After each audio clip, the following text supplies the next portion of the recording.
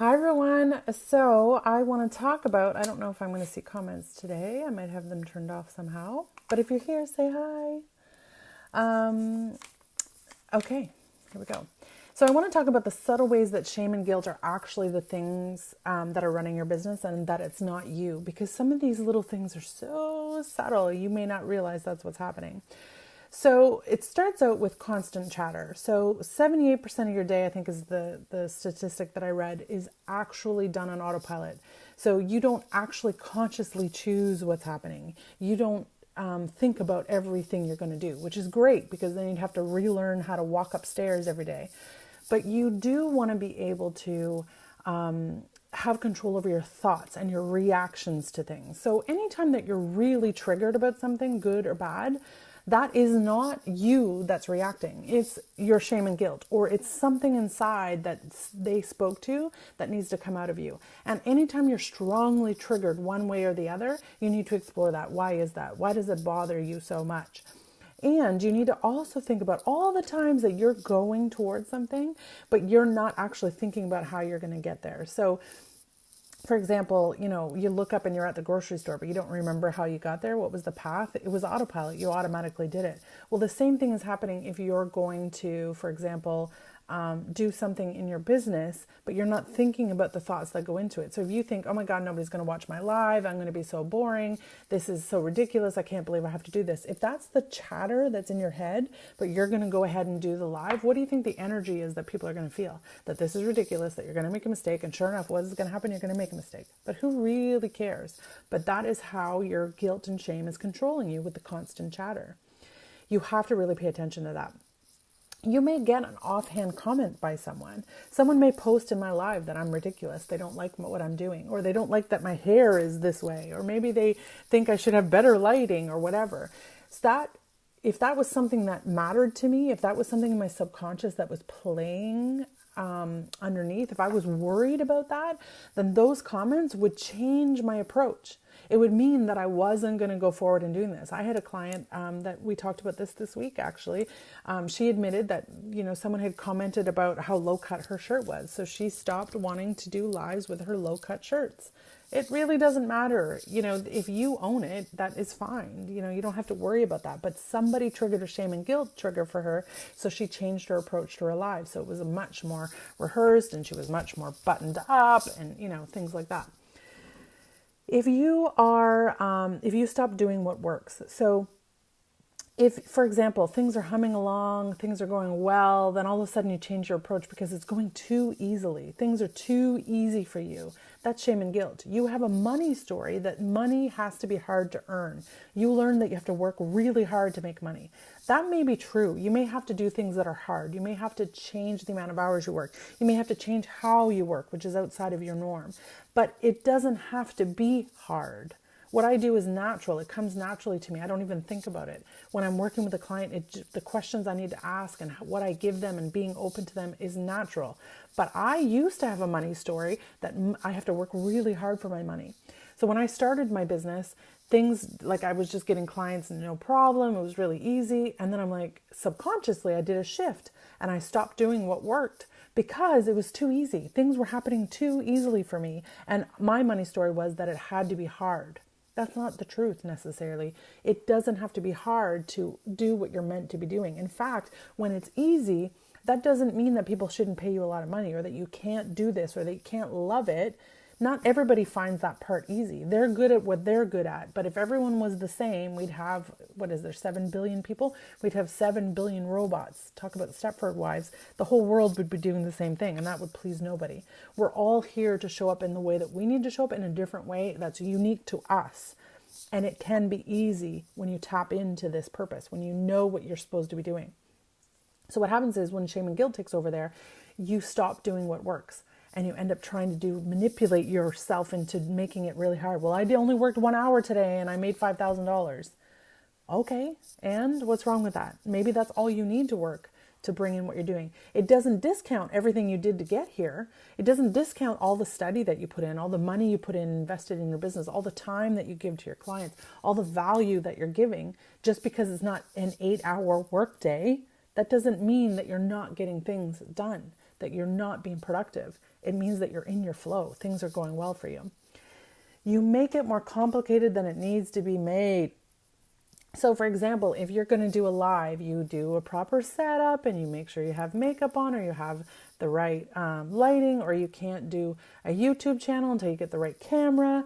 That is making it more complicated than it needs to make. It doesn't mean you don't graduate or you don't move into doing things more professionally or in a different level, or that you don't have to buy new equipment eventually.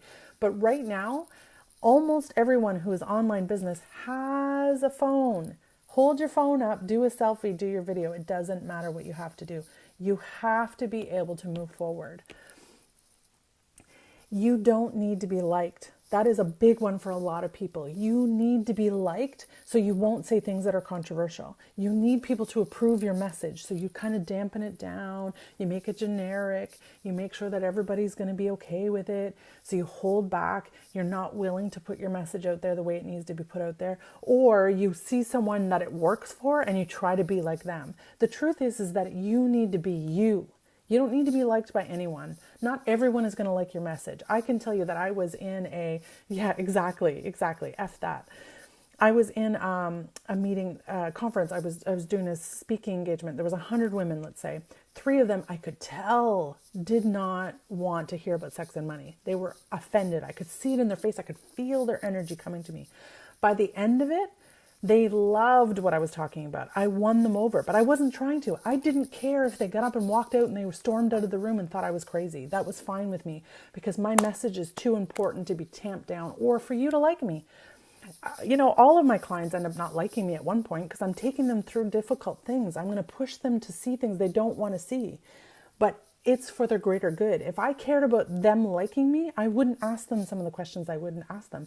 I wouldn't talk to them about the uncomfortable things that I have to talk to them about. I wouldn't be able to say to them, how are you in your sex life? If I cared that they liked me and I knew that they had shame around sex, I wouldn't be able to ask those questions. I wouldn't be able to call them out on things that aren't working. I wouldn't be able to do this live because I'd be worried about you liking me and is my background okay? And is my hair okay? And do you care about my message? And am I going to put enough points down? It doesn't matter. I'm here to serve my purpose. I'm here to give out the information that I need to give out that is bigger than me. I can't quit this job if I wanted to. It's my purpose.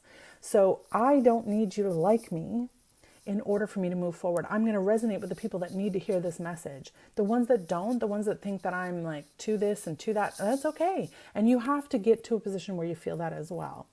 But when you are worried about being liked, your message changes. You're not as powerful. You're diluted. It's like taking, your favorite drink, let's say wine, taking wine and pouring a bunch of water in it and then drinking it. What is powerful? Why would you bother doing that? Nobody wants to drink watered down wine. Nobody wants to hear you in your message watered down. Be who you are meant to be. Doesn't mean it doesn't change. You don't shift, that maybe you don't come into your voice a little bit more. As we take off the layers of shame and guilt, more of you is going to be able to show up. Hi, Leanne. Hi, everybody. You have to be able to share your message, and I say it like it's easy. It's not easy to not care what people think about you when you were raised thinking that you needed to get approval from other people. But you can keep moving forward and pay attention to the voice that says, ooh, they might not like that message. See where that comes from. And then, untangle yourself from it and give yourself some objectivity and put the message up there. Never delete. Don't delete. Don't delete. Go back if you need to and course correct or whatever, but don't delete your message. Don't dilute your message. Put yourself out there. You don't need to be liked in order to share your message. So these are some of the subtle ways that your shame and guilt is actually running the show. It's also how it's, chattering up in your business, but also in your sex life. If you're dating right now and you sleep with 2 guys in a week, what is the message that your little chatterbox is in your head going to say to you? Oh my God, you're such a slut. Oh my God, that's so awful.